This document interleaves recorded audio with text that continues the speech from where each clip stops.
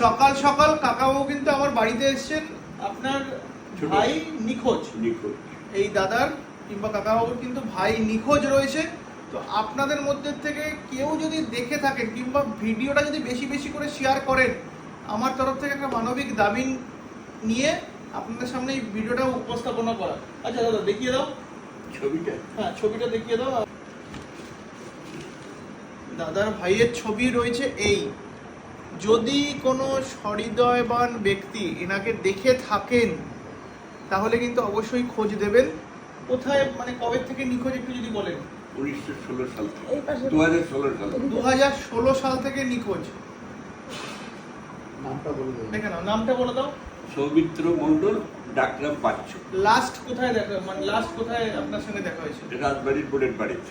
মানে আমাদের বাড়ি হাবড়ার কাছেই একটা রাজবাড়ির মোড় আছে, সেই রাজবাড়ির মোড়ে